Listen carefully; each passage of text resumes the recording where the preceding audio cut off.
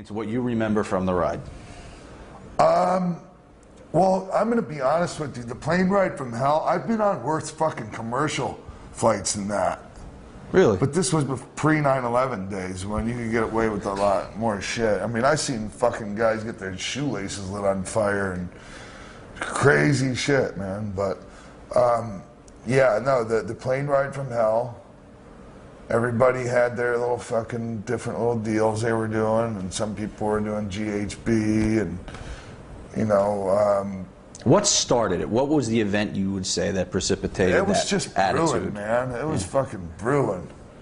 Guys were getting, like I said, getting G'd up and fucking pilled up and whatever, guys. I mean, you know, guys were doing their thing. And Kurt Hennig was always very competitive, you know, and he knew, you know, him and Brock, we all were like we all hung out because we all lived in Minnesota. But you know, Kurt and fucking Brock got to tussling and went into the emergency door, which obviously, like, they made a huge deal out of it. And the fucking door, it's impossible for it to open at that altitude, so it was really stupid to even make it. It was okay when Vince and fucking Kurt Angle, like the flight before that, fucking had a takedown tournament in the aisle, but like as soon as it happened with them, they made a huge deal out of it. Then fucking Flair comes out in his robe, fucking balls naked with his fucking robe on, strutting down the aisleway. JBL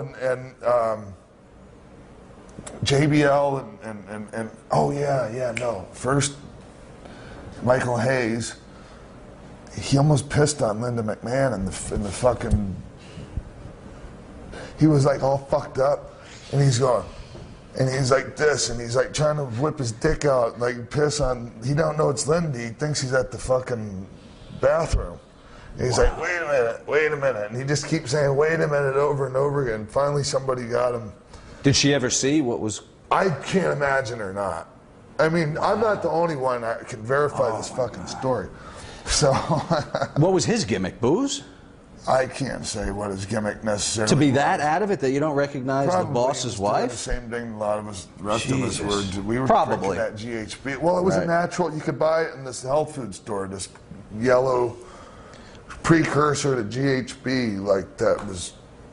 I mean, it was legal, so that was the reason why everybody was doing it, you know. But it fucked you up, and so apparently, the story goes that he did something. I had a match with Bradshaw and in England for the pay-per-view, and he got some color. So he had this big old fucking gaff mark on his head. And Michael Hayes, you know, the Freebird and Abe's thing, where they always go like that, he was like, boom! He fucking named Bradshaw really hard. And the story goes that Bradshaw fucking clocked him and knocked him out. I didn't see that part, but it sounds good. On the plane ride? Yeah. Okay. And so as he's out cold, I'm like, I knew he had been fucking burying me in the booking meetings, and I'd had it out with him several times in front of people because I resented the fact that he was volunteering Edge and Christian and Matt Hardy and Jeff Hardy to do these fucking ridiculous fucking stunts on these TLC matches on Raw. Man, they were putting those fucking guys on Raw every night doing those things for a while. And I'm like, I hear him going, yeah, it'd be great if right there, and da-da-da-da. Michael's good at his job, but he's getting a little overzealous fucking volunteering guys that fall 20 fucking 5 feet, man. And I'm like, why don't you fucking do it? You know, before you start fucking, and I said, why don't you let these guys come up with their own fucking match?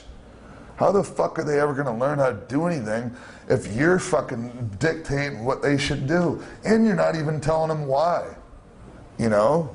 You're not telling them why they should do it that way, you're just telling them to do it that way. And that's how you keep people dependent on you, because you don't fucking teach them why. So they gotta keep coming to you to ask them what the, that's kind of like the Flair fucking Sting and Flair Lex thing.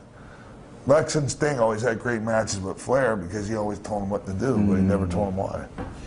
So you said this to him. You said this to God, yeah. Hayes. Yeah. Yeah, but anyway, so I'm like, oh God. He's got that fucking thing in a fucking ponytail, that mullet. You know, he was still rocking the mullet, you know. Yeah. Still pretty much is. And I'm like, somebody gave me a pair of scissors. And I remember Lawler over there just giggling. And he's like, oh, fucking, hey, he's put the screws to, like Brian, you know, Lawler's son, and he knew it. And everybody's like, no, you're not going to do it. You're not going to do it. And I fucking grabbed them scissors like I was pulling a fucking pair of taped brass knucks out of my fucking tights, you know? And I was like this with the scissors, and everybody's looking. And they don't think I'm going to do it. And I grabbed that fucking tail, and I lifted it up like that, and I just went whack. And the whole crowd, the fucking old plane just erupted like, yeah. And then I posted it on the wall at TV the next day, auctioned it off. There? Yeah. Mike Kinney, I once heard a story that Eddie Sharkey tried to publicly speak with you and you ran away from him. Not sure if this rumor is true, but what's